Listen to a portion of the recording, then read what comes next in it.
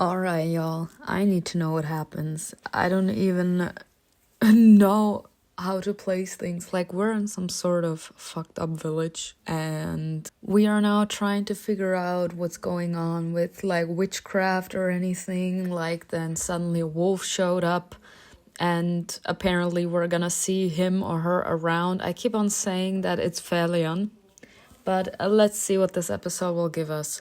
Season 1, Episode 5. Sometimes the dead will call, but should you pick up when they do? Yes. That means trauma. Astrea's broken heart. Episode 5. The call. What call? Not the guns. Childhood was an amazing period of life, a time when you were unconditionally dependent on the decisions of adults. Simona always considered herself an obedient child and never thought of being anything else. Obedient children were held up as example to the neighbors, but even obedient children were sometimes drowned in the river by distraught mothers. Mom, I don't want to drink it. I'm fine, nothing hurts. I know, honey, but this will help you. I'm sorry, what? What are we supposed to drink? Simona often saw fear in her mother's eyes. That fear had many shades, most often superstitious, but rarely gratuitous, and when next to her father, always reverent. This time, the fear was animalistic, forcing her to seriously consider her small position in this vast world. I don't need help. You do, Simona. We all do. Yes, at an opportune time, but not like this. From outside the church, an order came again to open the doors and go out one by one. The woman's hands began to shake even more, splashing muddy liquid from the plastic cup on the floor. Come on, honey. Everyone already drank it, even your dad and I. Now it's your turn. I don't wanna. Like, this is also, like, the reason that a lot of children, like, separate from their parents when they, like, have reached a specific age.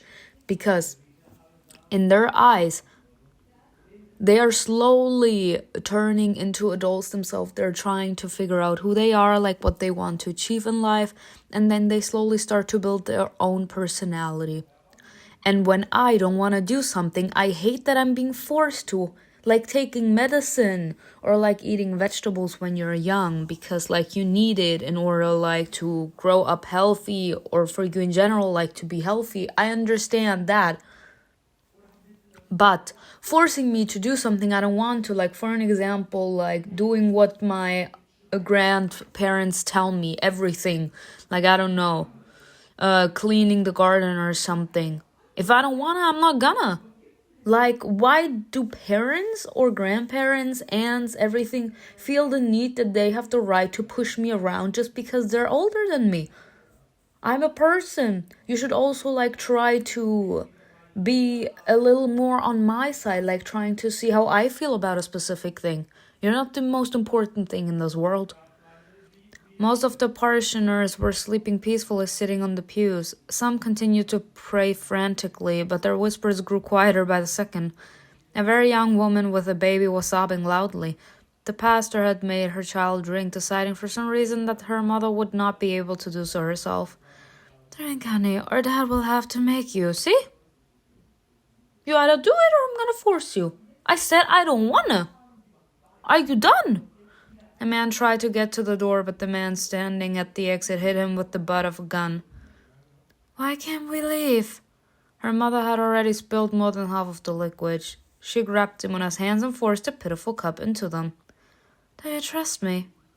Not if you force me to drink this stupid shit. Who would I trust if not you?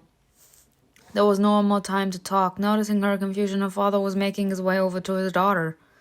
I trust you, Mom. I trust. But Simona did not have time to raise the cup to her lips. Faceless people in black uniforms dropped in through the church windows like wingless angels. Splinters rained down on the heads of the parishioners, but none of them even looked up. Shots rang out, and the woman pulled her daughter close to her. Huh? Mom? Her mother's tight embrace kept her from moving or breathing. Time slowed down, seconds dragged on in a dense horror that filled the church. And then the masked angel ripped Simona from her mother's suddenly weakened arms and dragged her toward the exit. Oh my God. The last thing Simona remembered was the sight of the young woman's serene face. Like a bastion of calm in an abyss of pain, she slept with the baby in her arms. Oh my god. The baby was killed too. Mom! Mom! Oh god. Oh my god. Michael, what is he doing? Y'all, this is starting like, even though this is extremely cute, like to know that they are always there for us, it's creepy as fuck. No point intended. Like, I do like Michael. He's like one of my favorites. I still don't know which one I like the most, but like Michael's making it to the like top one. I also have like this thing for David.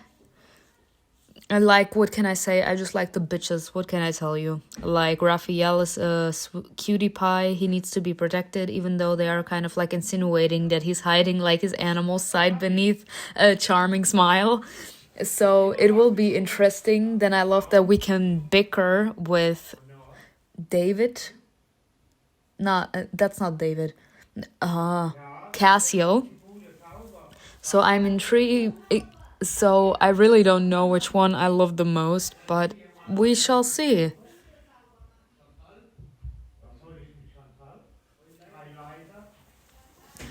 I just think it's extremely creepy and inappropriate that these men just come into a room in the middle of the night.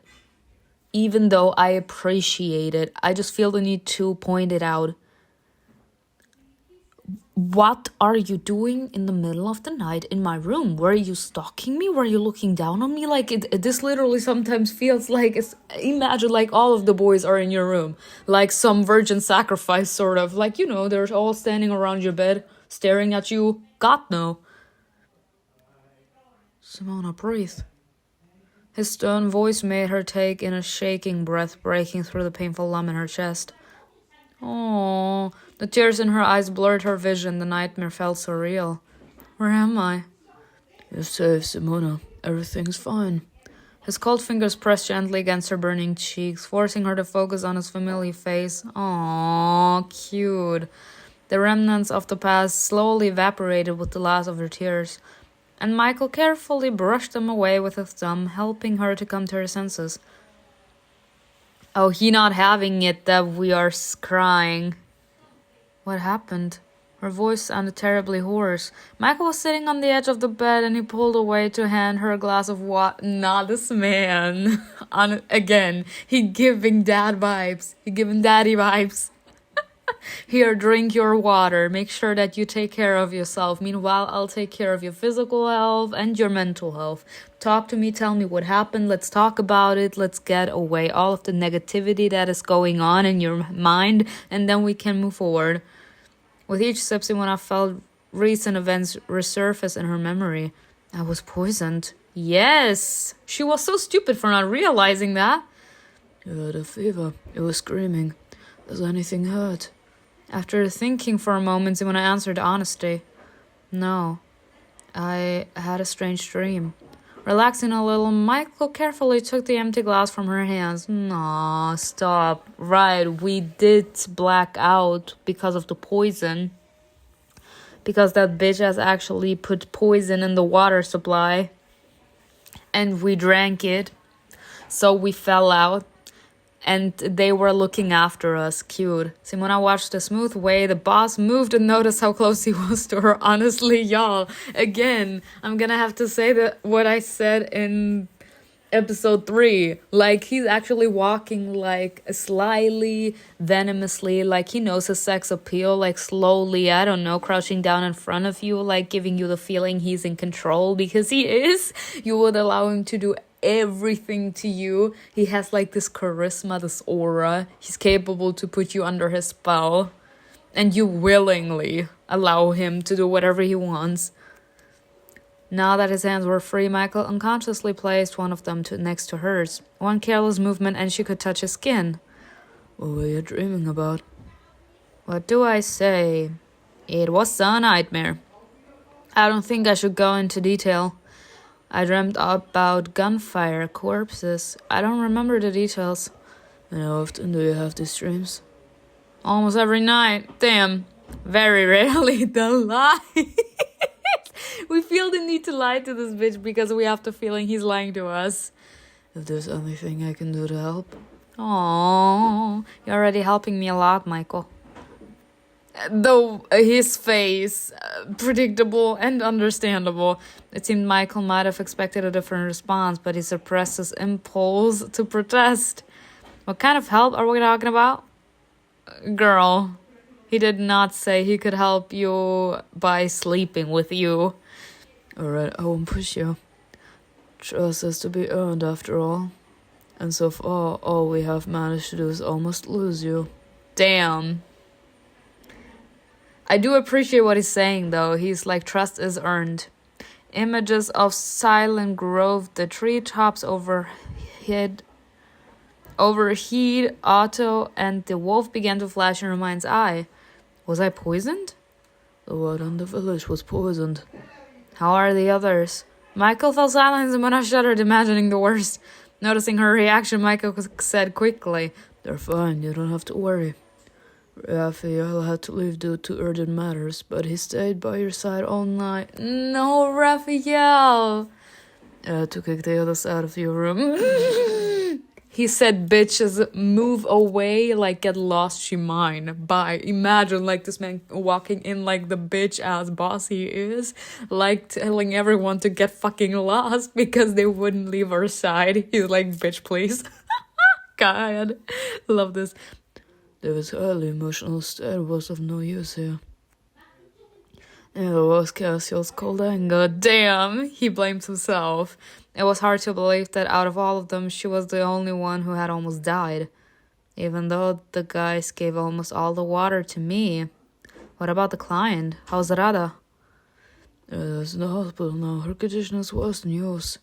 That's strange. I didn't notice that she had any symptoms at all. After for the locals, it will be difficult to persecute them for burning a so-called witch. Perhaps the entire village witnessed the murder on that fateful evening, but no one has come forward yet, and probably never will. No way. It will be even more difficult to punish the factory director. Even things went wrong. Otto sold a majority stake to the government. We can only hope that sooner or later they will at least give the villagers a payout and apologize. Path of skepticism. They literally burn an innocent woman to death. They don't deserve any money or an apology. All the villagers of Silent Grove should stand in the Rada's hospital room and beg for her forgiveness. Nothing in this world is certain. No, nothing in this world is any fair. But of course, I would also like for the guilty to be held accountable for their actions. Me too, sis. Lost in thought, Michael turned his gaze to the bouquet of flowers decorating the bedside table. Everyone is terribly worried about you. Even Felonia hasn't left Astrea. She's waiting for you to come too. And if I didn't have the power to kick people out of this room, all your colleagues would be gathered here right now. Period. They care about us. They have such a big heart. That already shows. Like, they all did not want to leave. Even again, it would be creepy, I'm telling you, but the more comfortable you feel around someone, the more you're happy that they're around. And I actually would have appreciated it. I would have grinned my ass off as in thinking, oh my gosh, this is so fucking adorable. Like seeing these fine-ass men like being around us, like checking that we're alright. Because they kind of blame themselves. Simona caught herself thinking that she would like to see David right now. Damn, she says she want to see David. To have him sit on the edge of the bed and crack his jokes, period, though. Like, he has this capability to just calm down our nerves. There's always laughter in his eyes. I wonder if there's room for anything more serious in them. There is. The reason that he is feeling the need to always be like the prankster or the jokester, never ever like showing that he's serious about a thing besides his profession, we saw how serious he got, is because in his eyes, love is like a momentary thing. Like, he actually connects love with desire. The second desire disappears, love disappears as well. He has never ever found someone that actually made him stick to that one person. He never found the one, like his first love, like someone that actually allowed his heart to open up to the possibility of being capable to fall in love. So he don't believe in it. In his eyes, love is automatically desire. The second desire is gone, the love he has for that person is also gone. Oh, Cassiels, okay. We are thinking about all of them, y'all. I am doing myself so fucking dirty. And the unexpected thought took her by surprise. Can I get him out of my head? You can't get any of them out of your head. The only one she hasn't mentioned yet is Raphael. Can't get you out of my head. Sorry. To be honest, you made me rather nervous too. Bye, all of them, y'all. I am digging my own grave. At this point, I have only myself to blame. I knew I was taking a risk when I hired you, but I didn't think I was risking my own peace of mind. Again, when you have the opportunity to actually get even the most reserved one out of their shell, that's a power. It's so fucking hot when someone that is always calm, reserved, controlled, like decides when he wants to like feel passion and everything, like just has his emotions under control. When it comes to you, they can't control it anymore. It's so fucking hot. By the way, a certain road has already called us several times. I'm afraid if you don't call her back soon, she'll come here with the police. Damn. Several times? How long was I unconscious? A little over a day, but don't worry, you're physically healthy. Did a doctor come to examine me? I examined you. Thoroughly. Without leaving any stone unturned. He did? Bye. Not her being like this too. Realizing what that meant, Simona's cheeks weren't warm. How exactly did this examination? Girl, stop. Stop being me, please. I think I slept through the fun part, period. Like, please do the examination again just to be sure that everything is fine. Now that I'm awake, I can actually let you know. Are you a doctor? I don't have a medical license, but it's unlikely you'll find anyone more qualified than me in this city. How come? Where did you acquire all those knowledges about medicine? I wish I could say the same about myself. Well, I won't take up any more of your time. As he stood up, MIKAEL gave her a thoughtful look. This time I'm the one going on a mission, and you and your colleagues are staying home. Bye. Anything interesting? It depends on your point of view. Those from the other side. Period. Let's go to the other side. Hardly something you can hear without being curious. A lot of them? Enough that the bosses ordered me to investigate. What a strange coincidence. Dead people visit me in my dreams, and now MIKAEL says there is a way to talk to them. Do you believe that's possible? I wouldn't go there otherwise. Will you take me with you? Nope. Would you like that? The raising eyebrow. You all know how much I love the eyebrow. But didn't he just say that he has to go and we will have to stay here with our colleagues to see a real miracle? Of course. I don't think that's a good idea. I need to convince him to bring me along. I could use a distraction. Please, wink, wink. You took care of me, you took care of my desires probably too, which is why I'm waking up with wetness in between my legs. Why not allow me to return the favor? It's not every day I have a gun pointed at me. If I have to sit at home, I'll replay that scene over and over in my head. Yeah, distract me, baby. And there's nothing like work to distract you from difficult thoughts. If you really feel that you're ready, I'll be happy to take it with me. Thank you, Daddy. Your counsel could make my job a lot easier. You're welcome, Daddy. Thank you. Lonnie and I will be leaving in a few hours. If you change your mind, just let me know. I'll be in my office. Thank you, Daddy. As soon as he left the room, Simona listened to her body. She got out of bed carefully, afraid of getting dizzy, but nothing of the sort happened. I doubt MIKAEL's some kind of miracle worker. My poisoning probably just wasn't that bad. Or he actually was capable, I don't know, to suck the poison out of you or something. Like, you'll get what I mean, right? Simona tried not to think about how Rada's serious condition didn't fit that narrative. She headed for the shower. I want to look stunning today. Of course, for MIKAEL, that beautiful motherfucking bitch. Playful mood. I don't know if this is something that I could agree upon. Alright. I think this is too pink for me. Nah. This literally screams the vibes. Hey, sexy lady, take up all your clothes. Now for my hair. Okay. Oh my god, no. Even though it looks interesting. Honestly, let's go with pink.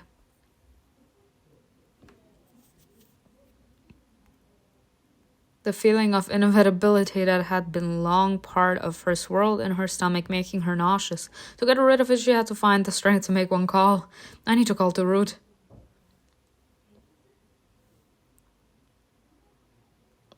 Simona paced the room, nervously unable to sit still. On the 10th ring, she began to hope that her friend would not answer, but that hope was immediately dashed by an excited scream.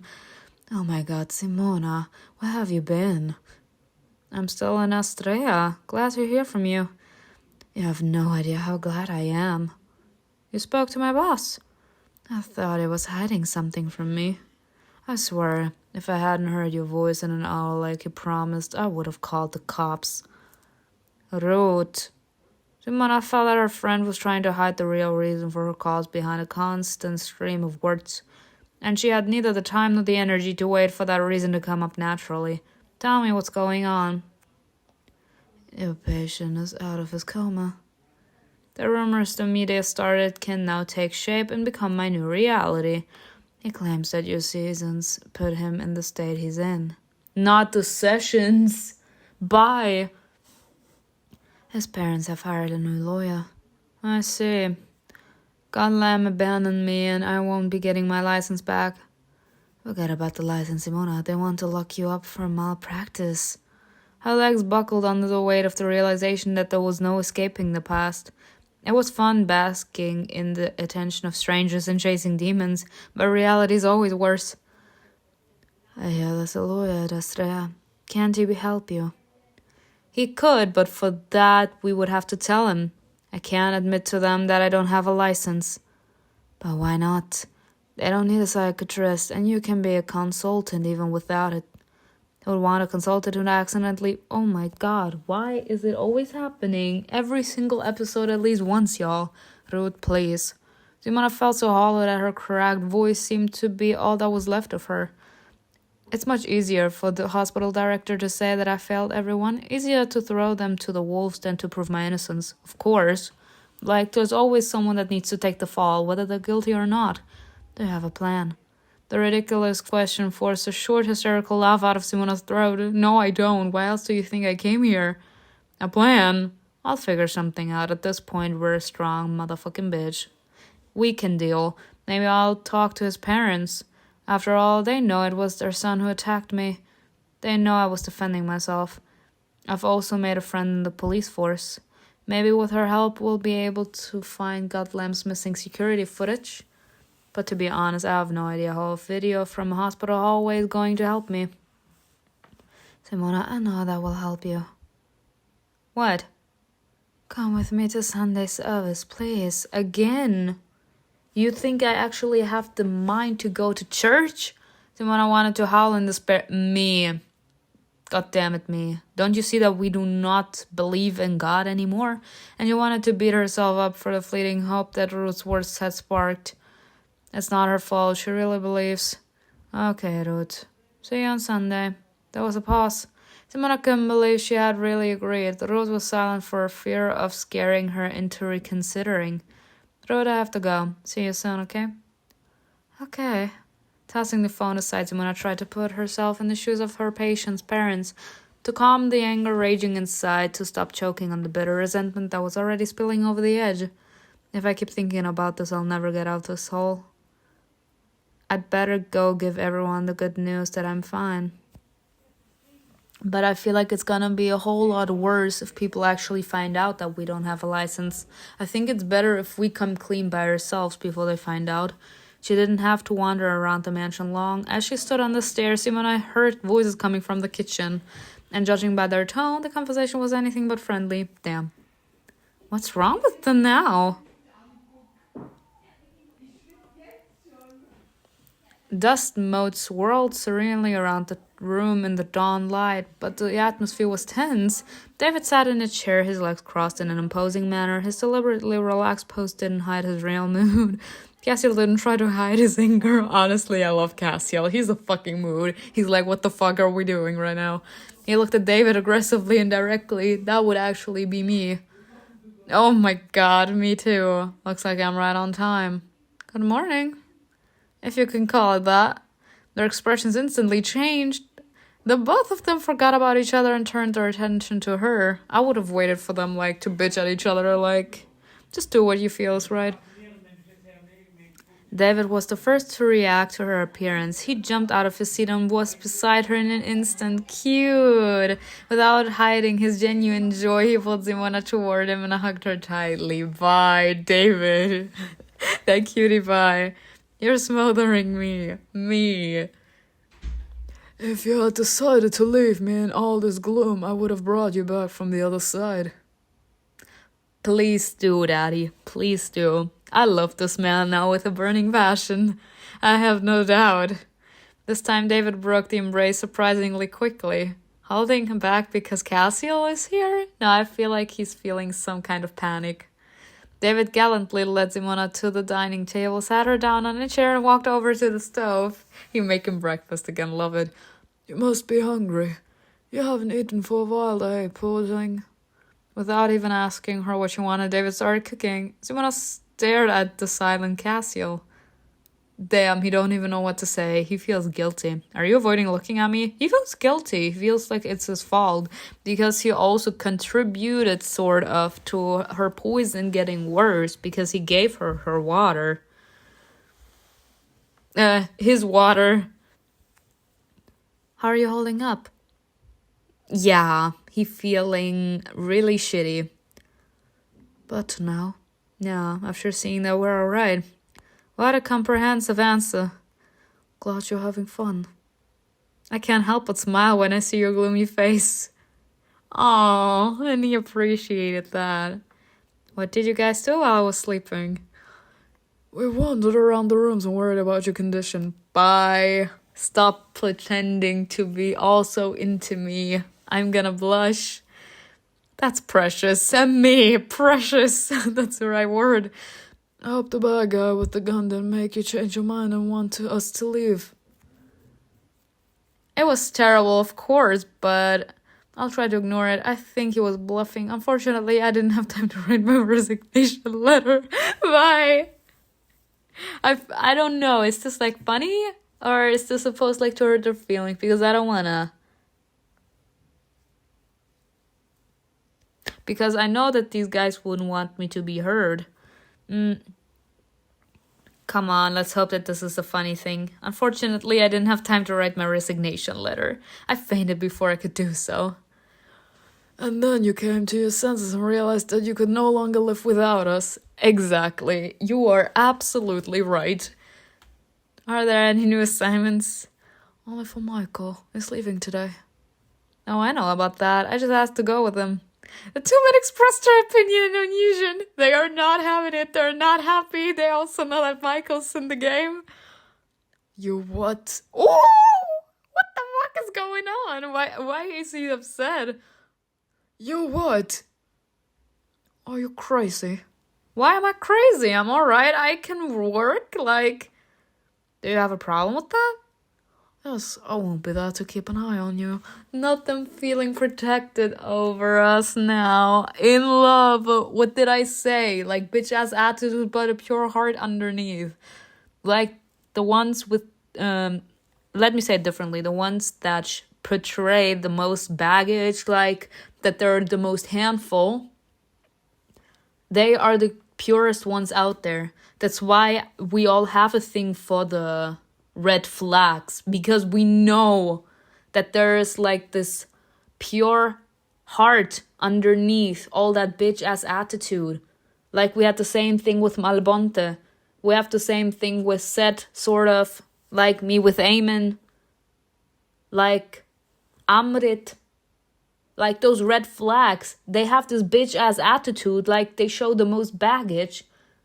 But the reason that they show the most baggage was because they have a pure heart. They adapted to the pain and they created some sort of protection force field around their heart that keeps them from getting hurt too badly. It protects them. And when we do that, it's because we didn't know how to deal with our lives differently. All right? So this is actually the cutest thing ever. To just like see this man actually just enhance what I'm thinking. The reason that we go for the red flags, for those with the most baggage, is because we know that the reason that they aren't capable, like, to show that they're all cutie pies, because their heart is the purest one out of this. Because no one actually leaves this world without having some huge ass scar on their soul. And the ones with the biggest scars on their soul are the ones that portray the biggest red flag. Let's just say like this. The ones with the deepest cuts are the ones that are showing the biggest scars to the outside world. But on the inside, they are the most purest souls out there. I love this. I love that he feels the need to say, bitch, I don't like you going to him. Like, you can go to him by all means, but I won't be capable to look out for you. What the fuck? You only got in Michael's way. Excuse you. Of course he had to put this in here as well. He couldn't be completely like, yeah, I'm worried about you. Simona didn't have time to get upset. The pleasant, friendly atmosphere that had sprung up from arrival was shattered by a single sentence. You already kept an eye on her, protector. Ooh! And you almost got a kill.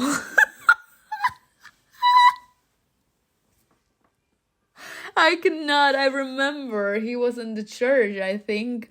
Like, he wasn't on that commission. He's like, bitch, you had your opportunity and you failed. You're a flop. Move out the screen. I, of course, have to go there. The deafening silence was broken only by the sound of a coffee machine letting them know that the beverage was ready. Y'all, the drama. I am digging my own grave. Is that what they were fighting about? Cassiel didn't do anything wrong. It's not his fault the water was poisoned. Her attempt to defuse the situation only made things worse for some reason. Yes, of course, because you're trying, like, to defend him. Because in your eyes, it's not fair that he has to take responsibility completely because he didn't know. He didn't do it on purpose. And we were the ones actually asking for water, and this man thought that he was helping us by giving us the water. He even helped us, like, overcome this huge-ass obstacle. He waited for us, helped us to go over the side. Because we're too small, we're not athletic enough to get over that ourselves. He helped us. Like, he thought giving us the water would help us, like, feel better. Because we did say that we were feeling bad. They even stopped in order for us to recover a little bit. Like, they were worried about us. And he's blaming himself because of that, too. So now, David, on the other side, he's like, I don't give a damn if he knew about it or not. He still was supposed to look out for you, and even if he didn't know, it don't matter. He should have been a little more vigilant. He should have made sure that nothing happens to you. That's why he was supposed to look out for you. You were with him because of that. He was supposed to assure your survival. But what happened at the end of the day? You had a gun pointed at you, you got hurt, and you were poisoned too. Like, no. I don't need your support. I'm not trying to support you. The rudeness left her feeling awkward. Yeah, because in his eyes he feels responsible and he don't know how to honestly say that it's his fault because he's like that kind of guy that is like, my responsibility, so automatically my mistake. And for him actually doing it, and he says that we weren't actually ready for all of this. He wasn't capable to look out for us, so to portray it in a different way, he was being all out and being yeah, this job isn't for you, you should have given up while you still had the change, yet he wasn't capable to show that he's better. You know? As in, a hypocrite. So us like standing up for him and doing what he wasn't capable to do for us, as in being like, oh, don't worry, you're gonna be capable to adapt just fine here, like you have the capability. He was shaming on us. He's like, bitch, I don't need your support. Like, I didn't give it to you. Why the fuck would you do it to me? You know? Like, accepting defeat. That's like something difficult for him. I shouldn't have said anything. Oh, Cassiel, you're so cold and aloof. Ooh! And you're deliberately drawing attention to yourself. I don't need that. Of course you're not like that. Whatever David was talking about, it was clear that the words held great meaning for the both of them. Yes! I don't need to highlight that, do I? You better stay away from this night, little witch. You will be safer that way. Cassiel abruptly stood up. He's like, I'm too exhausted. I'm over this shit. Fearing that the men might fight someone, I stood up as well. Make your jokes while you can, David. History will not be rewritten by your idiotic humor and your fake cheer. Ooh, so this is history repeating itself. Who was the woman before me, boys? Oh, you always confuse my father's story with mine. Oh my god, so they are all brothers. I'm clean. What the fuck is going on? And the mocking laughter, goddamn. Of course, everyone gets their hands dirty, but not you. God damn it, this actually reminds me of something that Lucifer said in Heaven's Secret 2. Where he was like, of course you angels are so pure. Like, having the audacity to tell us that we're behaving in a shitty way, meanwhile allowing us to do the dirty work, like getting our hands dirty, and then you are complaining for a job that you have given us. Like, you didn't want to do it, so you gave it onto me, and I was like the necessary evil. I had to take care of this body, to put an example in here, so I was like the evil that had to get his hands dirty in order like to get the job done. And now you have the audacity to say something. Laugh it up. Sooner or later you will see the eyes of the past in your reflection and then you won't be laughing. Oh my god. They wasn't smiling anymore. What is all this BS? I said it the last episode in the beginning. If you have those silent hidden meanings, do not have me sitting here needing to actually listen to this and then actually try to analyze what's going on here. You either speak up your fucking mind or you bolt. I'm tired of the silent thing, as if I'm not even in the room. They feel the need to actually speak in hidden languages that only they understand, leaving me in the dust, and I'm like literally sitting in between them. Like, imagine that there are 3 chairs. We are sitting in the second one. Cassiel is sitting in the third one, and David is sitting in the first one. We're like in the middle, and they feel the need to actually like have the silent argument like behind her backs, and we're like sitting there, I don't know, sipping our coffee. Fuck no. Then you better shut up, Cassiel. Unless you want to be the butt of all my jokes. My goodness gracious, can we smack both of them? Guys? Her trembling voice snapped them out of it. Oh, my trembling voice, now something? Realizing that I'm here? Cassiel clenched his jaw and stormed out of the room. It was so obvious that he was gonna do it. He's extremely impulsive. And I feel like David could be like that too, but he's more like stern, stoic. Kind of like MIKAEL, to put it in here as indifference, to the point where he's way more connected to like intelligent side, as in actually thinking about what he's doing, reflecting more, and does not allow like his emotions to get the upper hand, as in he's less impulsive. David silently took 2 cups of coffee and sat down at the table. Who am I supposed to support? At this point, I would have to tell both of them to shut the fuck up. Follow Cassiel, stay with David.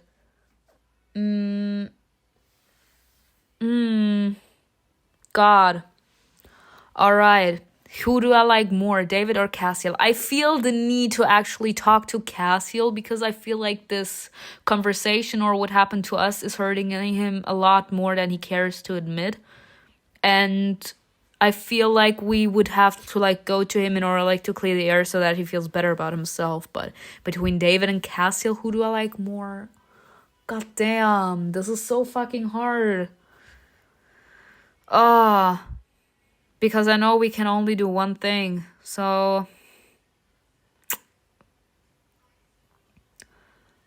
at this point I would have to be like stay with David, just like to find out why this man is so fucking upset because he wasn't there. So how are you why do you feel the need to blame everything on him like he wasn't the only one there? Stay with David. Simona sat down next to David and picked up the second cup. She decided to remain silent for as long as it would take. The important thing is that he knows I'm here. After 2 sips of strong coffee, David broke the silence. You can ask. What was he talking about? My father. Cassiel is convinced that madness is hereditary. Not madness. What are we tapping here? Like madness, we all be knowing what madness is, right? Like that you're out of your mind. What do you mean with you're mad? She didn't want to cite the statistics that proved Cassiel was right in a way. Yeah. To a specific degree, it can be hereditary because there are specific characteristics that actually contribute to the possibility that now has to do with logic, ladies and gentlemen, that can contribute to you turning mad as well because of those characteristics that you share that are inclined to add to you growing the tendency to become mad. But that's not necessarily a thing. Like, we all have different personality traits. We all choose how to connect with ourselves and who we want to turn into. Just because there is the possibility doesn't mean that it will turn into that. Instead, Simona placed her hand on his and squeezed it gently. Aww. I feel like he needed that. She wanted to say that she understood him like no one else, but she knew all too well that such words were usually of no use. What's wrong with him? It was clear that this conversation was difficult for David. He stared into his cup trying to find the right words, and besides, the ones that are impulsive to a specific degree are already showing what they're feeling on the inside. When you have arrived to that point of numbness, you can't even show any sort of emotion. You're always calm, always stoic, always detached from your emotions. And you actually talking about it, the more you talk about it, the more you get rid of those negative feelings, the more you slowly start to connect with your emotions again. And that's when you will, in the long run, turn impulsive. This man seems to have closed himself up and his heart in general so much that he's incapable of actually showing like emotions. He always feels the need to be completely calm and detached and not allow any emotion like to betray what he's truly feeling on the inside. He feels that him laughing everything off is like the best solution, but it's not. If I told you that he sold his soul, would you believe me? Not the deal with the devil. Cassiel. Don't answer that. It's easier for me to believe it's true. If it isn't, then I won't be able to find an excuse for his actions. Simona squeezed his hand a little harder, making him look into her eyes. We're not our parents, you know. It doesn't matter if I know that. No, David, that's all that matters. With a sad smile, David pulled his hand away and smoothed his disheveled hair. Goddamn. I need to put it in here. I have to. This man felt the need to put an end to the conversation because he's that deep in the stage of denial. I did explain what the state of denial is, right? I think it was in episode 3, and if not, it was in episode 2. I talked about when you are in a state of denial. This man has been hurt to that extent where he feels that he can't show what he truly feels. And when you are that much in pain to the point that you grew numb, you refuse to actually open up to anything or actually think about what has put you in the state of denial, because it's too painful for you to actually wrap your head around. So when someone actually is capable to ask the right amount of questions, making you actually question what happened back in the day, making you question why you truly feel that you have to be numb all the time, not actually allowing another feeling in, like being truly happy for someone or caring, then they feel the need to break off the conversation, because breaking off the conversation means putting an end to them actually having to go through traumatic moments in their head. Because talking about traumatic experiences actually makes you rethink about that awful moment. And if you aren't ready to see the visual of what happened back then, or go through those emotions that you've been through, it could actually do you a lot more damage than actually pretending that everything is fine. So this man felt the need to actually put an end to the conversation. He could not dig deeper into this. God damn. Now I feel for David. He tried to give his face its usual playful expression, but she could no longer look at him the same way. What is your opinion, Mrs. I analyze? There is too much hiding behind that smile of his. Goddamn. Yup. I don't want you to see my family history in my eyes. You think you have that power? And why should I talk about sad things when I want to talk about something completely different when I'm next to you? Son, do not be pulling this bullshit on me. I would not be in the mood for anything else but then talking about this, because I want the person around me to truly be happy. And I appreciate that this man actually wants to bring positivity into our lives, and us talking about like sad stuff would actually just make the entire scenario depressing. But I feel like when you truly care about someone, you want to be there with them and see them in all of their facades. And this man is in pain. This man needs to heal. He needs to talk about specific things, and we're ready to listen. But he don't want to do this because he feels like he would only depress us even more. Like what? Like how much I missed you. Son, you could have come to us. You didn't want to. How I paced restlessly the whole time. Oh, bye. Or how Cassiel's sidelong glances at you annoyed me. Jealousy. Oh man, this sounds dangerous. You're not the best of friends as it is. You've been occupying too much of my thoughts lately, little witch. I mean, there's a reason why they call me a witch. For the first time, I missed almost everything the relator's lawyer said at the trial. Can you imagine that? Bye, he couldn't focus on us. He was focusing the entire time on us. He could not focus on what was happening. As soon as he started describing that narrow space between the walls, all I could see was your face. And that tiny distance between us. Her imagination vividly depicted the place that David was describing. And our corridor, a faint minty smell. Suddenly it was harder to breathe. I should change the subject before it's too late. Nah, don't change the fucking subject. So, is this your first loss? No, of course not. I won as usual. But I didn't experience any joy from winning. Yes, because he places value somewhere different. Why not? You were on his mind. He placed the value on you. Because now I crave a different kind of victory. Bye. You're not gonna get me, bitch. Not while I'm standing. I'm a strong bitch. David's eyes flashed with a playful fire, and Simona felt its heat spread through her body. And it has become the thing I desire most. But I cannot use my usual cunning in this battle. I can't use force alone if I really want to win. This battlefield is unfamiliar to me. Somehow I doubt it. No, my cunning little witch, it's not what you think. On this battlefield, I can't get enough with just one fight. I want to go slow, to experience the pleasure of planning every step, and then to ignore the plan entirely and act on impulse. I want to make mistakes and correct them. That sounds like a really bad strategy. Because strategies don't work here. David leaned closer. Involuntarily, Simona leaned forward too, reducing the already small distance between them. Are you ready for your first defeat? Smiling, David whispered so close that she could feel his hot breath on her lips. I can see that I won't lose. Trying to ignore the all-too-obvious fluttering in her stomach, Simona pulled away. How I like those promises of yours. It's almost a shame to leave you again for the whole day.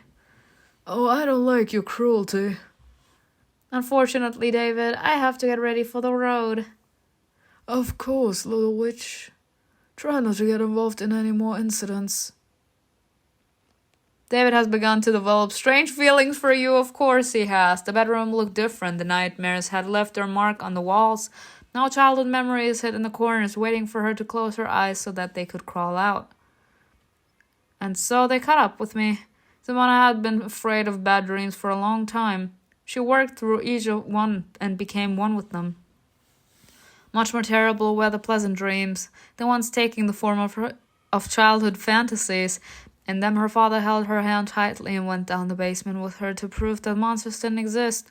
In them her mother laughed and watched stupid comedies on TV with her. Coming back to reality after those dreams was always terribly painful. It's going to be a tough day. Thinking about the past was depressing as usual. Meanwhile, the future was frightening, and with its uncertainty and the present demanded urgent decisions. It's time to get lost and work. Felonia sat in the office, lost in thought. When she noticed Simona entering, she smiled with some reserve. Hello, you poor thing. How are you feeling? I couldn't wake up for a while, but I'm all right now. How are you? I didn't drink enough poison to avoid work, as you can see. Bye. I'm waiting for the next assignment. Simona sat in a nearby chair and looked at the disgruntled police officer. Then she whispered conspiratorially, "This is an interesting one. Calls from the other side." Are you coming with us? Yup. Is that the only thing that surprises you? Felonia brushed aside the question and shrugged. If Michael thinks you're ready, then I have nothing against it.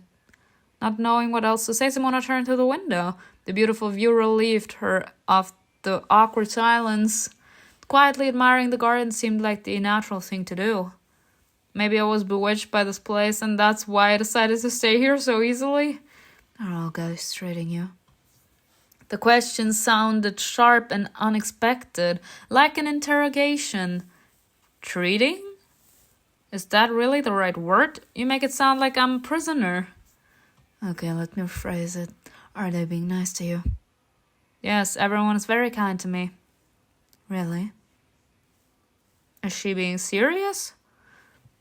But there was no mockery in her voice, only sincere curiosity, which made Simona feel uneasy suddenly. I don't know if you've noticed, but they don't have much affection for anyone. So if you tell me that everyone's being kind to you, that's something to think about. Yeah, I mean, I'm playing them. I'm playing all of them like a fucking fiddle. Of course they would be developing some crush for me. Following her advice, Simona started going over past events. The girl who was killed in the club didn't evoke any emotion in David. When Michael sent us to Silent Grove, he literally forgot that the main goal was to help Urada. Cassiel and Raphael didn't even raise an eyebrow when the wolf tore into Otto. There's really a lot to think about here. They grew numb to specific views. Path of skepticism, to be honest. I've been wondering about that myself. They seem to be doing well without me, but they act like I'm an indispensable employee. Now believe me, they were not doing well. I'm sure your bosses will give you the real statistics at some point. I'll be waiting. Their fascinating conversation was interrupted when Michael silently entered the office. If everyone is ready, then let's not waste any time. I love his blue eyes, y'all. I really do. Hanging over the town was a heavy leaden sky. A drizzle settled on the high windows of the restaurant, blurring the outlines of the street and turning the silhouette of passers-by into ghosts. As though all the callers have risen from their graves to meet us. The task was simple, find out what was happening here. Their offer to investigate was accepted by a woman named Lydia. Her deceased husband had been bothering her with phone calls for several days, huh? She's obviously not happy about the calls. I mean, especially if the relationship wasn't going well and he died, like, I would be happy that I'm finally out of that toxic environment. Now imagine my toxic bitch-ass husband actually haunting me even after he died. No, thank you. The woman was late. To make the wait more pleasant, Michael ordered everyone coffee. Oh, thank you, honey. That's why I love you. You never go out without coffee. They drank in silence. Felonia listened to the conversations that filled the room while Michael admired the gloomy landscape. Simona tried to figure out what she wanted more, to see something supernatural or to prove that such things don't exist. Next to Felonia, Michael behaved in a deliberately strict manner. He didn't even allow himself a sideway glance. This man, he's so fucking restricted. I want to break his defenses so badly. No wonder she doesn't think he's friendly. It seemed as if there was an open rift between them, with some kind of history buried in its depths, and neither of them could cross through the barrier. Are you from the detective agency? A tall, straight-backed woman with a stubborn expression stopped next to the table. My name is Michael. Those are evaluator Simona and this officer Felonia. Have a seat. Lydia didn't apologize for being late. She waved at the waiter. One martini on the rocks. Great breakfast. All these tries, some phone calls have to stop. I hope I wasn't being deceived. I hope you really can talk to the dead. Oh, this will be interesting. Aren't we here because you're the one talking to them? Let's talk about everything one at a time. Lydia sipped her martini and began to reminisce. Silently, she was obviously in no hurry with each sip of her liquor, Felonia's patience was wearing thin. Amen, sis. Me. She's about to explode. I would too. Like, you called me here for a reason. Like, I have more important things to do. Like, my time is precious. We need to ask her some questions about her husband. When did he die? 10 years have passed since his heart stopped beating. And you recognize his voice after all these years? Trauma. Honey, I would recognize his creaky voice anywhere. So, I would assume that the marriage wasn't happy for her. Okay. Y'all, I'll never understand people that remain in a marriage when they're clearly unhappy. Like, I did not get married in order to be unhappy. I got married hoping that I would find the love of my life. If I'm not happy with my partner, then I break up. When did he first call you? It was Tuesday at 10 in the morning. I remember because I was going to yoga with my friends. Otherwise you wouldn't? Even from the other side, Jake manages to get on my nerves.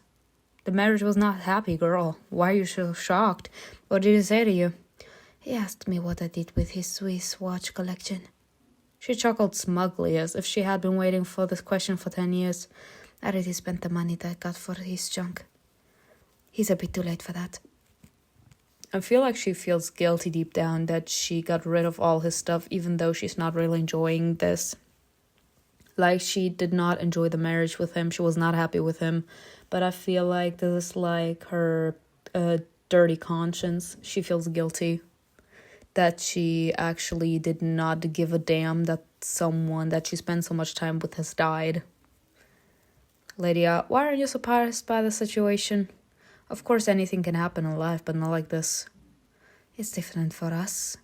In our yoga club, every widow got called like that. It was the last one. Our husbands are all probably boiling in the same pot in hell. Wow. She laughed and called the waiter and asked for a refill. Are the calls still coming? He calls me periodically. The number is unlisted, so I can't call him back. Do you have a landline? Yes, my husband has always been terribly old-fashioned. He doesn't recognize new technology. He just keeps asking about his watches like a parrot. Like it matters what time it is in hell. Wow. She really does not believe that this man has any redeeming quality left, this woman. And when I ask if he wants to know how his children are doing, he hangs up. Why do your friends' husbands call him? Usually they ask them to bring something to their graves. I can't imagine how it works. Lisa's husband asked her for his gold cufflinks.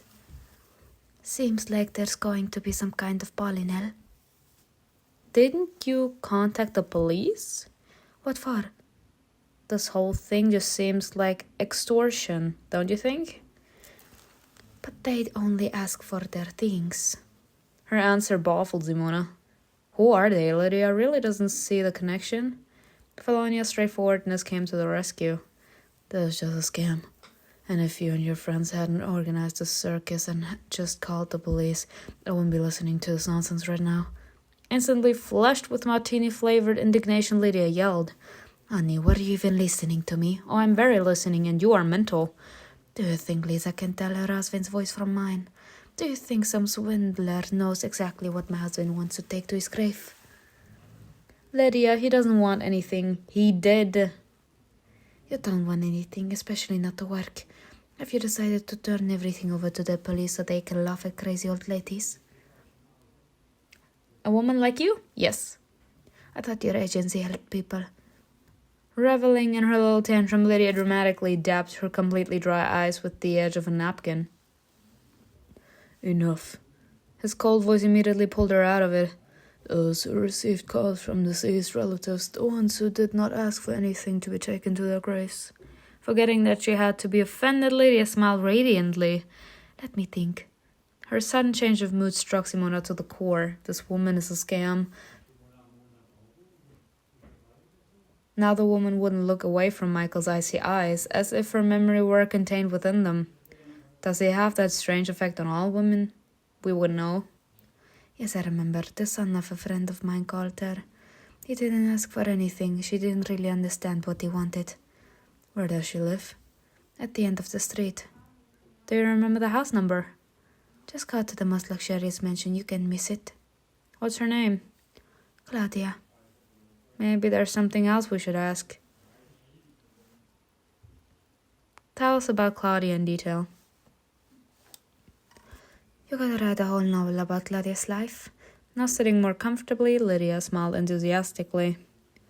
She had everything a woman could want. A luxurious house, a loving husband, handsome sons, a brilliant career. She came to us from Denmark as a pitiful beggar, bought a tiny piece of land and got a job as a secretary. And then by some miracle she married a Merja. Even though we were friends, I still don't understand what you saw in her. I think I'm going to regret asking her to tell us this. Then she and her husband demolished her tiny house, brought the land around it, and built their family nest. What a gorgeous building. She has a closet the size of this restaurant, and she hasn't even worn half the clothes she has. And the evening she hosted at her house, all of us girls tried to get closer to her back then. We fought for her friendship and attention. If she doesn't get to the point, Felonia will kill me. She literally drove us crazy with her boundless happiness. Well, you know how it is. You know you deserve everything and more, but for some reason someone else gets it. Yeah. Oh, how we envied her, until her husband died. Her heart attack. Her eldest son was very young when he accidentally fell into a well in the yard of the house. After that incident, Claudia took care of the middle one like a mother hen. Whatever happened to him again? Lydia looked up at the ceiling and flexed her fingers in thought. Oh, I remember he fell down the stairs. Her smile looked so unsettling that Simona moved further away from her. Me too, the intimidation I would feel. The youngest one, the one who called her, lived to a respectable age, but he was sick of all this life. In the end, cancer got him. Claudia sold all her possessions and even put the house up for sale, but there was no time to cure him. I wouldn't blame medicine, though, because he ended up committing suicide. It has been a year since his death. Maybe Claudia has some kind of mental break from all this loss. It was hard to even imagine how a parent who lost her children must feel. Does she live alone? Her nephew Eric is looking after her. I see, thank you. After paying, they decided to go straight to Claudia's. Lydia refused to visit her old friend, saying that if she call stopped, she would take it as a sign that the job was done. Martinis helped her accept the supernatural with an inviolable calm. So far, I'm not inclined to believe that anything supernatural will work here. Shivering from the chilly air, Simona looked around. The mansion was truly hard to miss, towering proudly above the other houses. It looked down on the town with its boarded-up windows and grinned with its sharp spires. A true place of sorrows. Do you think Claudia is our patient zero? It's much more important to find out who she became a patient in the first place. They didn't have any idea to start with. There was no way to explain such cruelty. Did someone call just to make fun of her? Does anyone have a personal score to settle with her? Or did the scammer want her to be the first to believe in the call so that she dragged the others along? Try to find out if she really hears the voice of her dead son. And I will find the scammer, agreed? Of course, everyone has their own job to do. Simona glanced at MIKAEL and tried to imagine what kind of role he could be assigned in this mission. Simona, I suspect that you have a difficult conversation ahead of you. Everyone experiences grief differently. It's hard to even guess what stage she's in. It's been a year. Enough time to get back to normal. Did MIKAEL seriously just ask me that? She will never return to a normal life. Her life has been divided into before and after, and considering how much loss she's gone through, her grief-stricken path can hardly be called life. It's not even existence, really. It's endless agony. I've never had the opportunity to heal mental wounds. I'm afraid grief can't be cured. It's not a disease. Grief can't be cured. Like, every human being decides how to deal with their specific type of grief. Because each loss hits different than the other, especially depending on how close you actually were to the person that you lost. So, depending on how much they helped you in your life or how much they helped you adapt to it, you will always have some sort of feeling towards them. The rest of the walk to the mansion was silent. With each step along the tilted path, the noise of the town faded. Do you feel it? Yes. What are you talking about? The atmosphere around us. A dilapidated building, an overgrown garden, everything around them was weighed down by the grief of lost beauty. It seemed that everything they saw could tell the sad story of a withered family nest.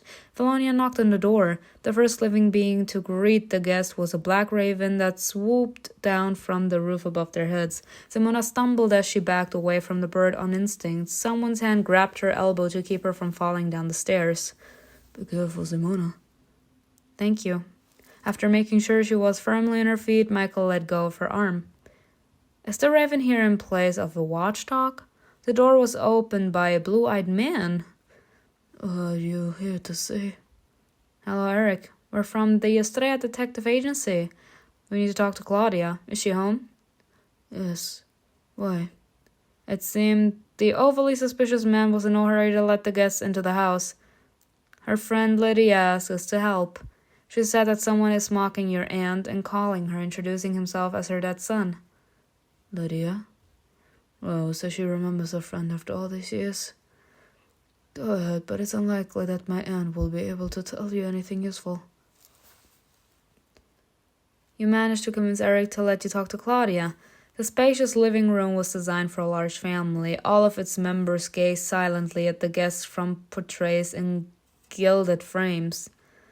This house should be filled with dozens of voices, but instead there's an oppressive silence. Before I call her, there's something you need to know. My aunt is an infinitely kind but deeply unhappy woman who doesn't deserve this face. She adopted me even when her own children were still alive. A year ago she buried her last son Marcus, and now I'm her only relative. The portrait on the walls immediately acquired a complete story, sad and gloomy. And if I like you being here is making her worse, I'll throw you out. I wonder if he really cares about his aunt as much as he says she does. Eric, listen. We want to find out who called you. You can't turn a blind eye to the fact that someone is mocking an elderly woman. We just want to make sure whoever did this is punished. I hope so. As soon as Eric disappeared through the door, Felonia headed toward an insuspicious-looking landline. She put the phone to her ear. It doesn't work. Pulling the cord toward her, she saw wires sticking out in different directions and voiced an obvious conclusion. Ripped out. Eric's handiwork? Soon, a stately-looking woman entered the room and scanned the guests with a misty gaze. She's like a living extension of the mansion. The shadow of her grief fell across her once beautiful face. Her shoulders sagged under the weight of the burden she had carried for so many years.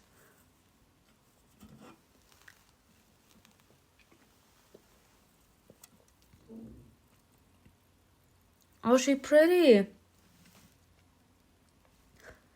Are you with the police?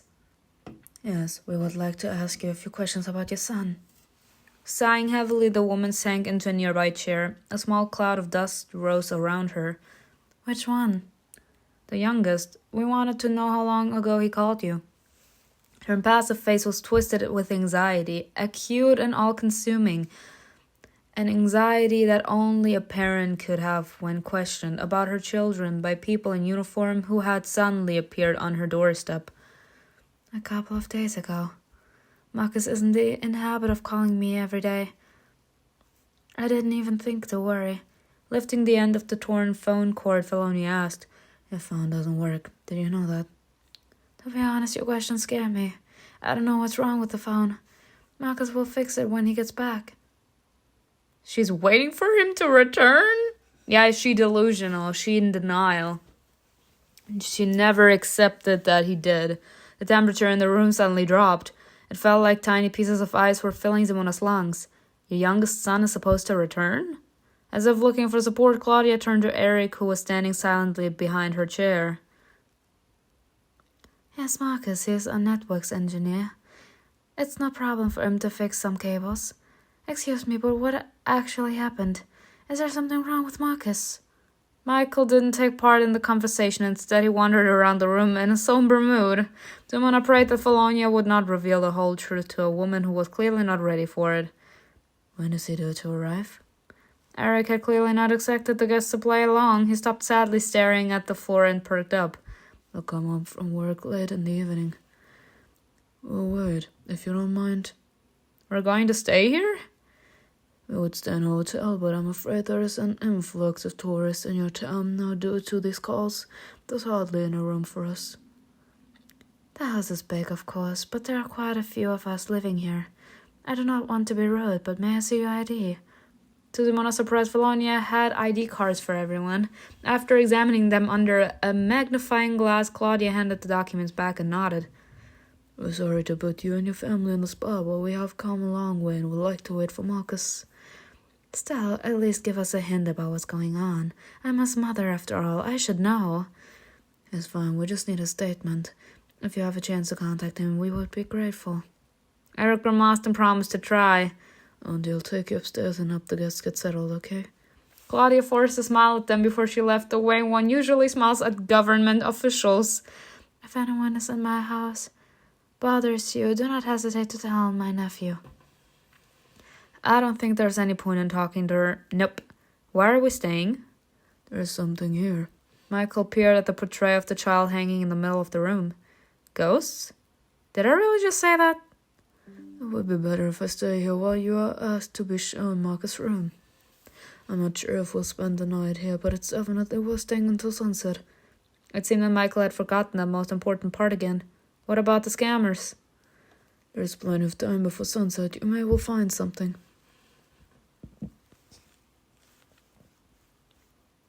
They didn't even have to make Eric take them to the right room. Eric, who now seemed strangely hunched over, silently led them to the door they wanted and left.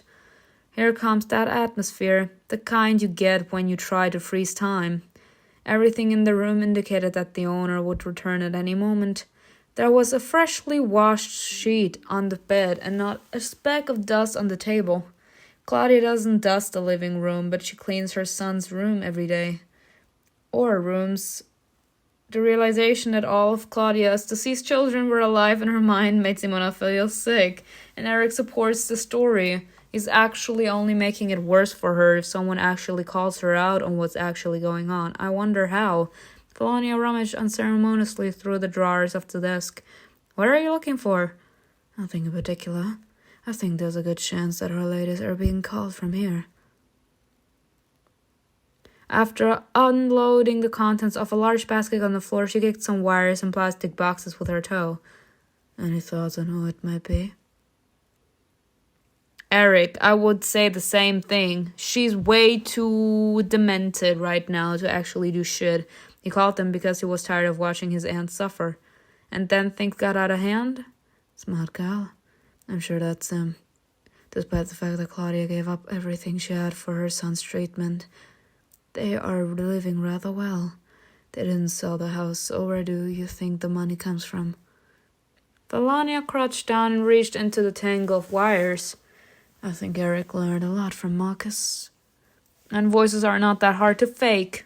Especially if you're sadly demented. I have to call it like this. She demented. She partially is because she can't really tell delusion from reality anymore. She believes that all her sons are alive, so that means that she never actually was capable to accept that her sons died.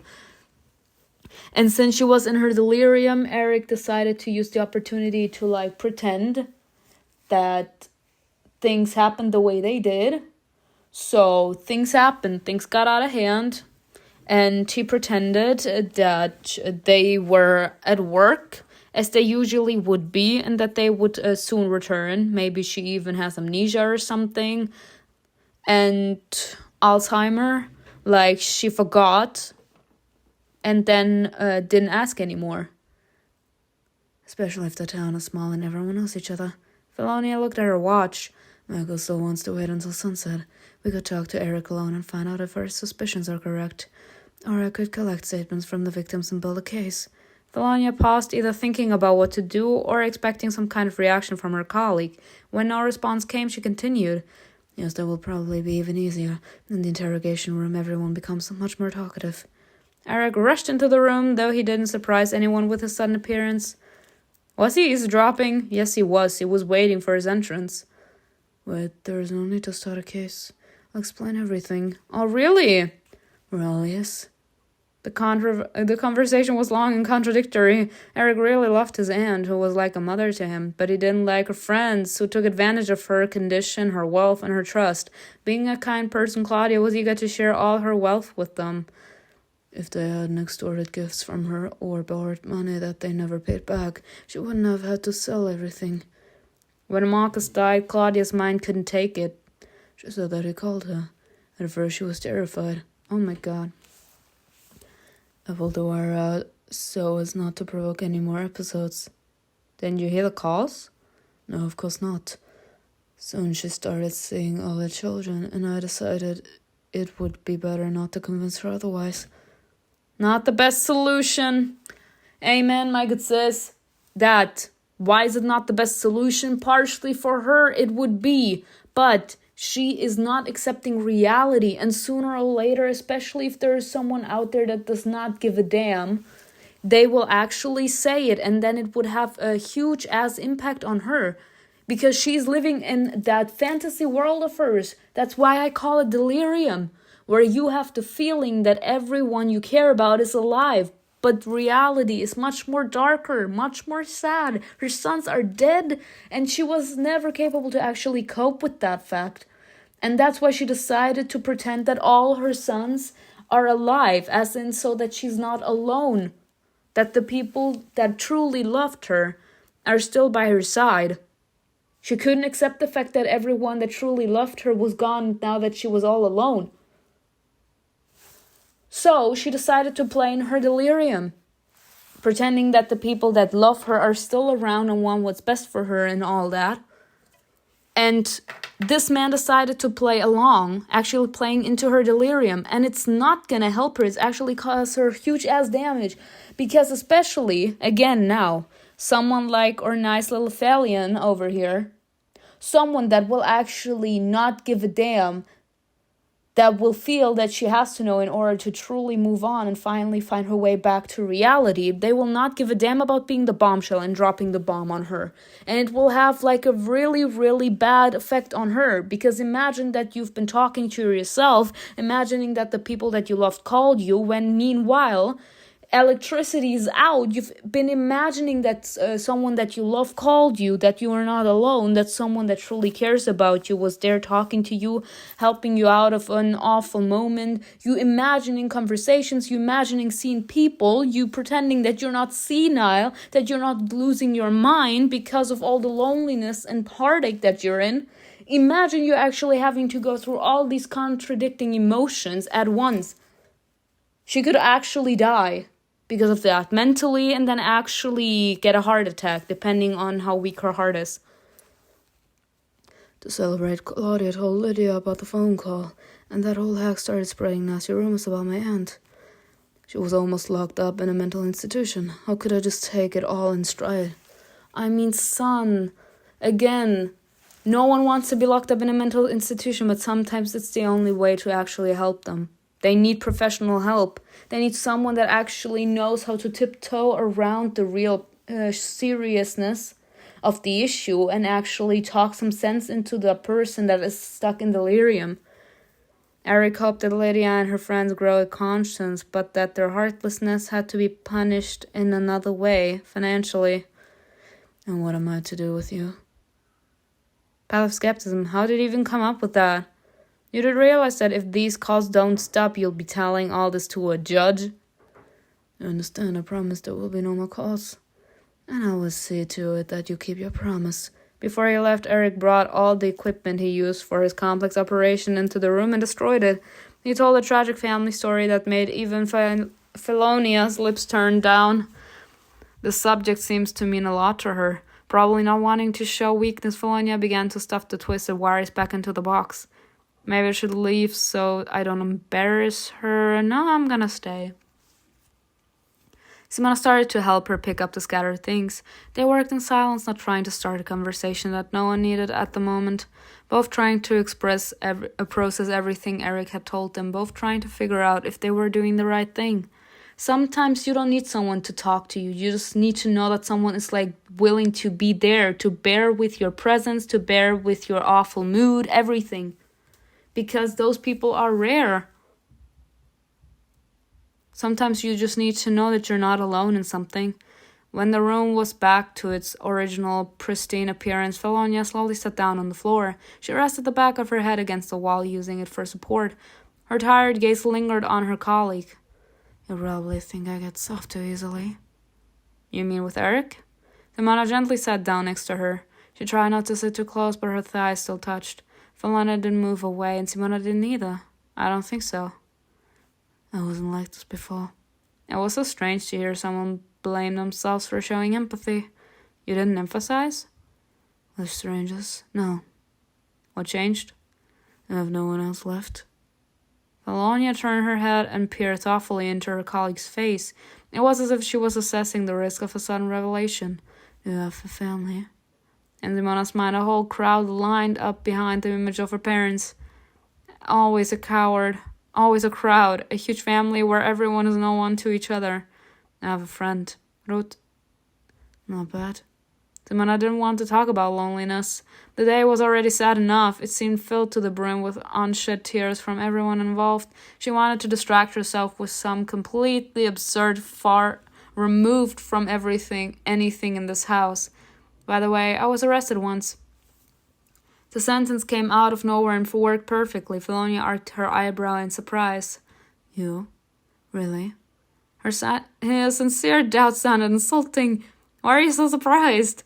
What did you do? Forget to return your textbook to the library? Of course not. How could you forget to return your books? I was late for my exam and crossed the road in the wrong place. I told the policeman that I was in a hurry and would come back later to pay the fine, but he wouldn't listen. I tried to run away from him.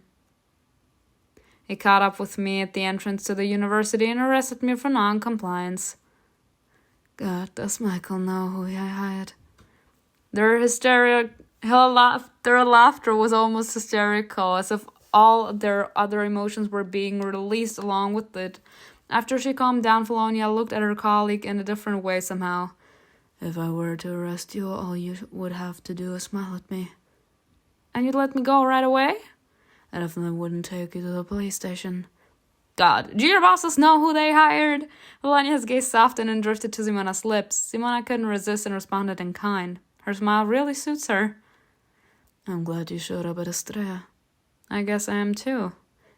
Melania hasn't had a heart-to-heart talk with anyone in a long time. She will remember this. Cute. Simona wasn't sure why they had to stay in this house any longer. She decided to discuss further plans with MIKAEL. Melania supported her decision but refused to join her. Do you not want to cross paths with him again? With who, MIKAEL? That's fine. I can talk to him. After hiding behind the clouds all day, the sun finally began to go down beneath the horizon. In the twilight, it was hard to see MIKAEL right away. Besides, the seated silhouette was too relaxed to fit the image of a strict boss. MIKAEL? Simona approached and noticed that he had taken a surprising liberty. He wasn't wearing a jacket and the collar of his shirt was unbuttoned. He was also holding a book. Nice one! I think I take it you found a scammer. Yes. The calls will stop. I think we can leave. MIKAEL spoke gently. Let's stay a little longer. Maybe we can find out who called Claudia while we're here. It was her subconscious, clearly. Her gaze fell on another chair. Should I talk to MIKAEL? Yes. What a fine-ass man. What a gorgeous bastard. Take me. Please. This is a picture well drawn. Look at him. God damn. Do you mind? No, of course not. It was unusual to see MIKAEL like this. So this is how you relax, by reading? What should I talk to him about? That's the question. Talk about him. What a fine-ass man. I could eat him. Ah! So sorry. The dim, intimate lighting of the room hid everything from view. More than that, it also concealed any embarrassment. The question that had been on the tip of her tongue for so long finally found its way out. Could you tell me something about yourself? We live under the same roof, but I don't know anything about you. So when I was ready for the question to crash against an icy wall, but MIKAEL smiled warmly. Neither do I about you. I think I should be more worried than you. And yet here you are, next to me. Only the roofs over our heads have changed. There was no need for her to dig deep to find the answer to an unasked question. For some reason, you inspire confidence in me. Do I look that harmless? No, you're savage. That's what turns me on. On the contrary, you look dangerous, Dad, like a hunter in hiding. No, I'm gonna use what I wrote to my beautiful friend in the comments section, Devil in Disguise.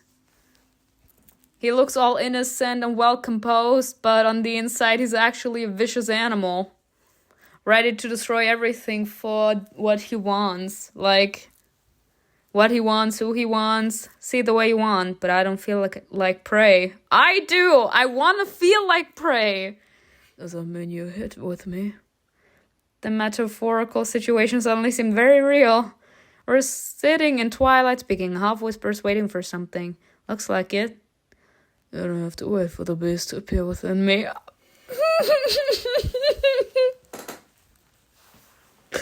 Then show it to me, bitch!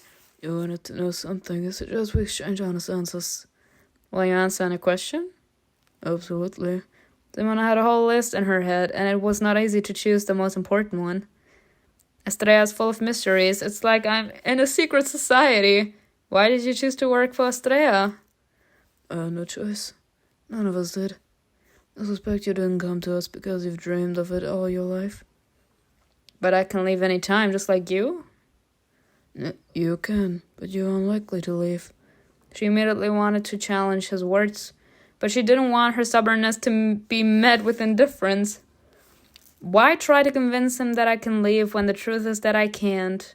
I mean, we could, but we don't wanna. We feel like this is our only option, or don't want to. The second one, for some reason, the thought that she could lose much more than just her job saddened her.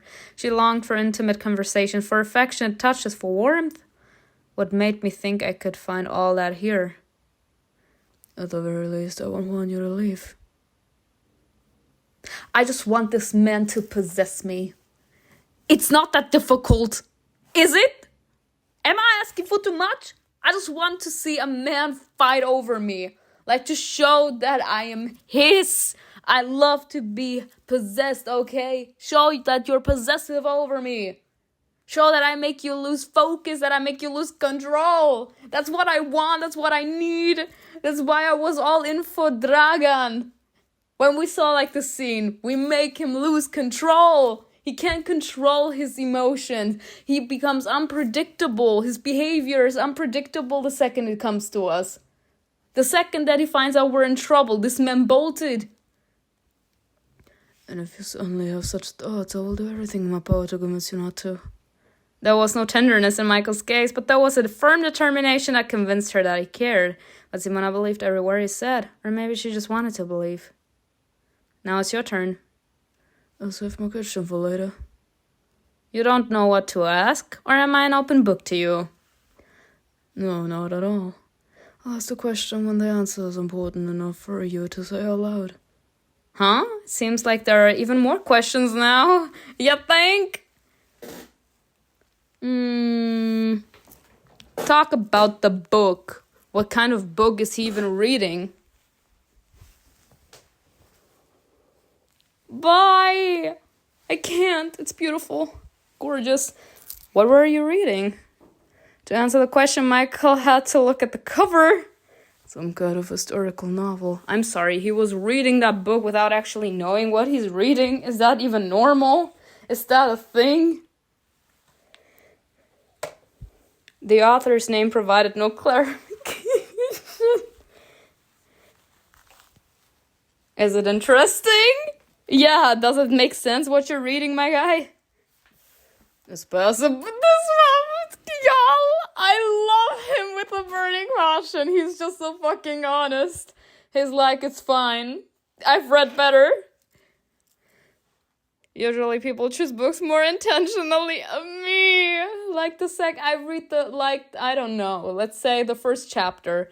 If the first chapter does not intrigue me, I place the book down. Then I'm like, it's not my genre. This man says I'm reading the book, I don't give a damn. Like, there's nothing else to do here. Bye.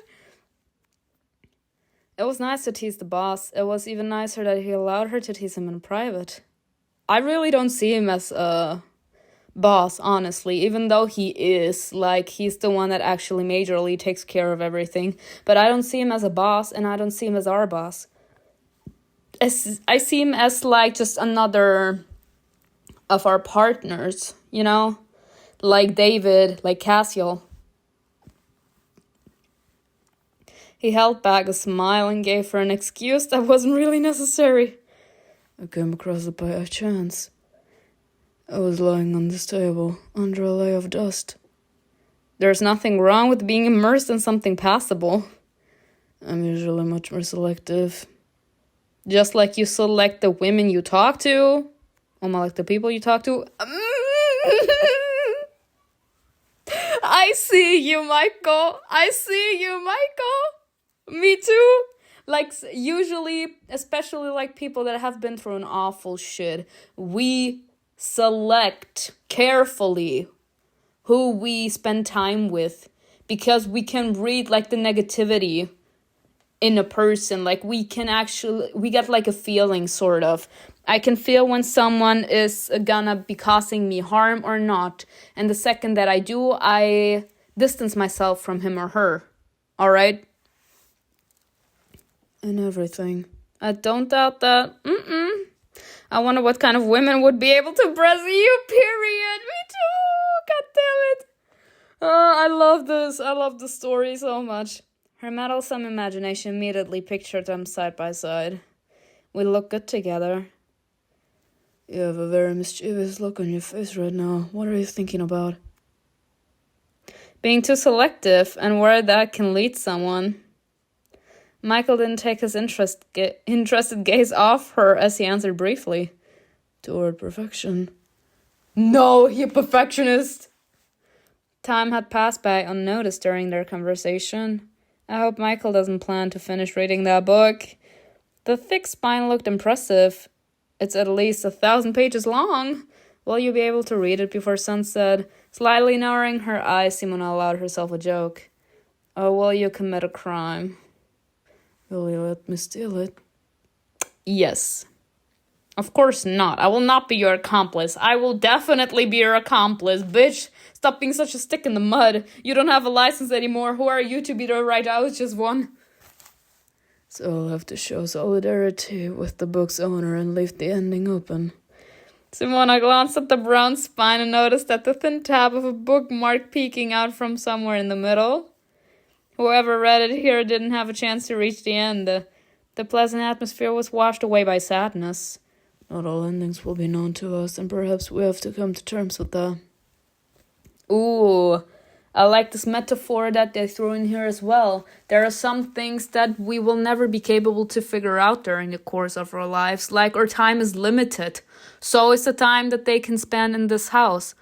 So there will be some ways to pursue our careers or our friendships that we will never actually be capable to explore with him or her or with our dreams. There will be ways that we want to take our lives to that we will never be capable to pursue completely. I guess so.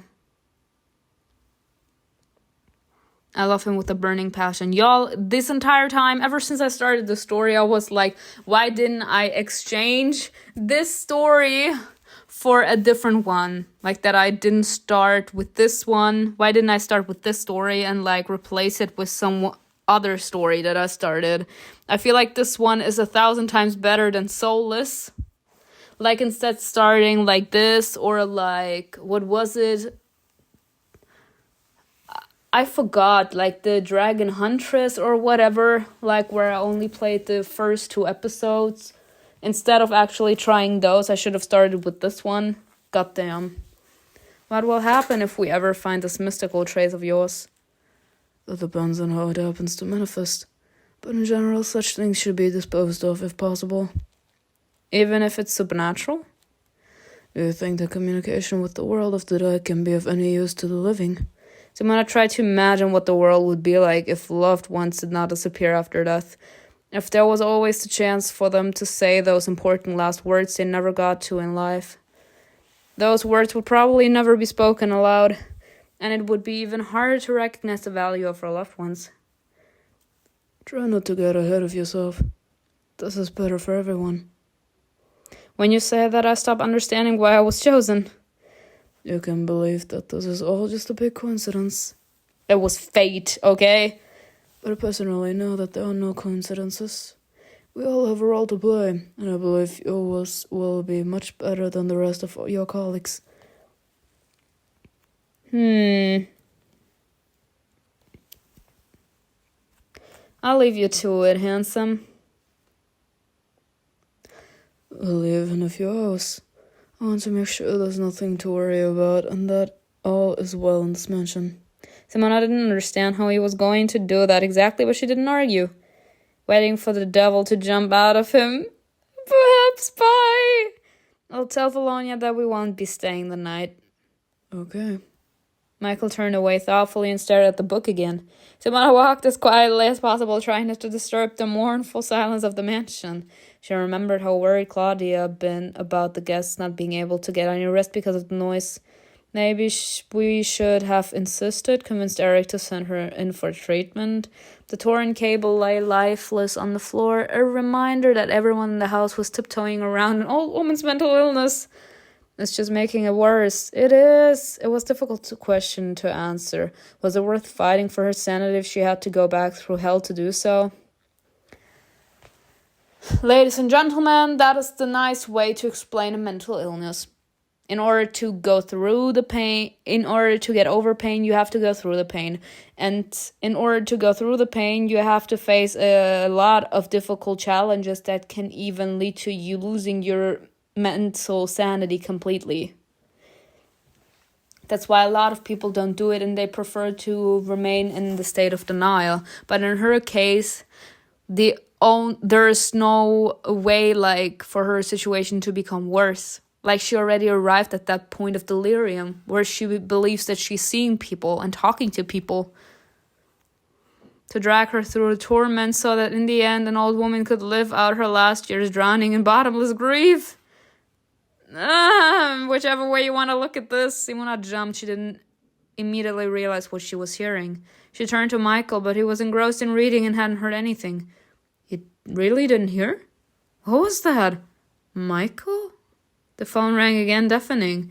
Startled by the sound, Simona picked it up without thinking, just to bring a blissful silence back to the house. She brought it to her ear and listened. What now? What the heck is going on?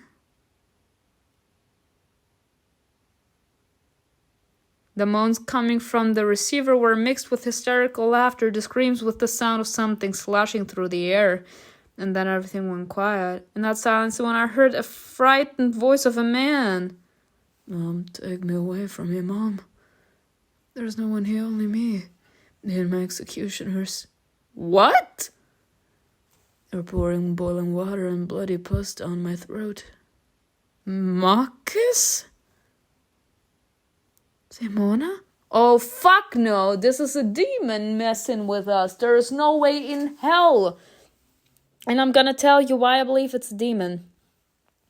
I mean, I always say it's a demon, like, come on. But I feel like this is some supernatural creature that's capable to take upon the voice, as in, let me say it differently. This monster, because he's causing people grief, he has the capability to, like, feel out someone's inner struggles, their trauma, and he's capable to turn into the person and sort of like read what the person is truly struggling with, and then they turn into like the person that they lost in order like to bring them to insanity.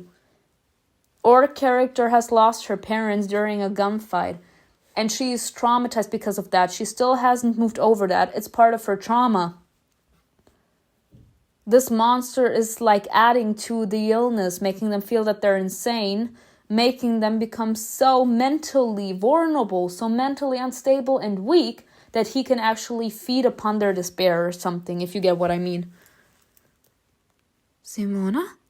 The floor swayed under her feet. She had to lean against the wall to keep from falling. That monster is only capable to reach someone that is mentally unstable. The voice on the other end had changed completely. It was now a voice that Simona could pick out from 1,000 others. It was the voice of her mother. Listen to me, Simona. Listen. My dear girl. Mom? He's close, Simona. He's coming for you. He's coming for all of you. Hi, dear. What? What? Now this is some motherfucking bullshit. You're telling me all of a sudden this bitch ass decided to show his face?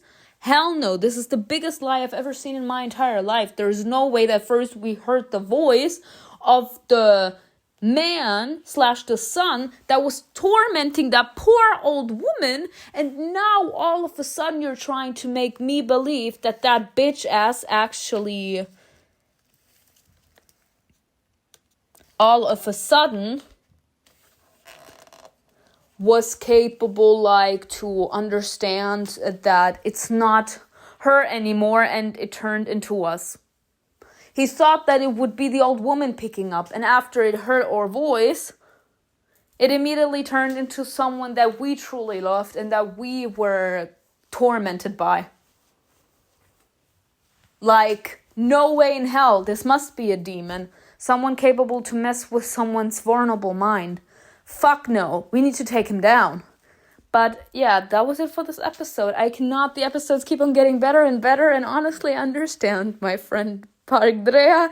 She keeps on telling me that MIKAEL is the king, and I understand what she means. Like, he a king? He actually is the devil in disguise. He's kind of, the more the episodes go on, he kind of giving me like, I can't say Amen vibes, but he's giving me Malbonte vibes / Livius vibes. Like, he capable to be calm, collected, yet he will beat the shit out of someone that is touching someone that he cares about. He has his priorities straight. He prefers honesty. I love this bitch. But we will see. I hope you enjoyed this video with me. Tell me in the comments below what you think was best, and I will see you in another video. Bye.